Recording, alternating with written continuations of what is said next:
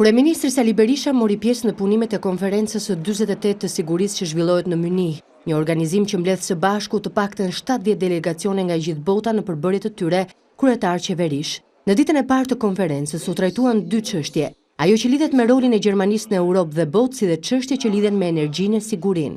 Kjo e fundit ishte dhe fokusi kryesor i kryeministrit Sali Berisha, nisur dhe nga ambicet e vendit në këtë drejtim.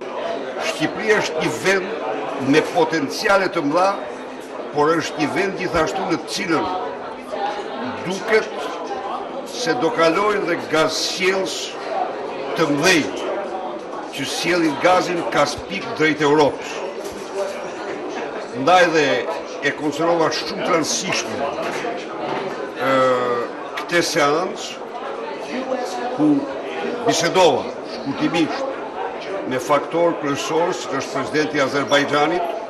Unë së shpejti do të kemi një vizitë zyrtare në këtë vend mik, por dhe me përfaqësues tjerë të rëndësishëm në fushën e energjisë. Këtë takim, siç tha kryeministri Berisha, e shfrytëzoi gjithaqë për të takuar përfaqësues të biznesit të interesuar të investojnë në Shqipëri në fushën e energjisë. Shqipëria dihet se është një vend me potenciale serioze në energjinë e rinovueshme. Dhe unë mund të them se një nga qëllimet më kryesore të mia është të takoj përfaqësues të biznesit të interesuar për investime në energjinë ujore, të erës, gjeotermike dhe të diellit, në një vend që i ofron të gjitha këto në sasi të konsiderueshme. Kam takuar sot mbasdite biznesmen që janë në Londër dhe në vendet tjera, të cilët po tregojnë interes të madh për burimet energjetike të Shqipërisë. Konferenca e Mynihut është themeluar në vitin 1962 dhe ka një traditë të gjatë në diskutimin e politikave të sigurisë. Ajo u drejtua nga diplomati gjerman Wolfgang Ischinger, i cili, ndër të tjera, ka qenë përfaqësues i Bashkimit Evropian në Trojkën për statusin e Kosovës përpara shpalljes së pavarësisë së saj. Në këtë konferencë ishte e pranishme dhe presidentja e Republikës së Kosovës, Ahti Fete Jajaga.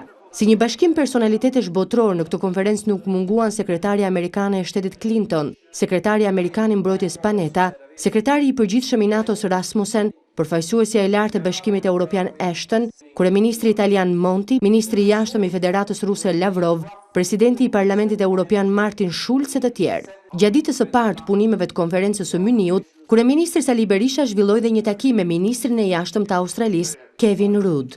Kryeministri Berisha shfrytëzoi rastin të ftoi biznesin australian të investojë në Shqipëri, në sektorin energjetik, minerar, atë të hidrokarbureve e turizmit. Si përgjigje ndaj kësaj ftese, ministri i jashtëm i Australisë tha se muajin që vjen do të vizitojë Tiranën i shoqëruar nga kompania australiane të interesuara për të investuar në Shqipëri. Në një vizitë historike të një ministri të jashtëm të një vendi mik, e cila do të jetë një nxitje e madhe për marrëdhëniet bilaterale, siç më informova se Shqipëria do të hapë ambasadë në këtë vend mik. Dy personalitetet ranë dakord të krijojnë sa më parë kornizën ligjore të nevojshme për zhvillimin e marrëdhënieve në të gjitha fushat me interes të përbashkët.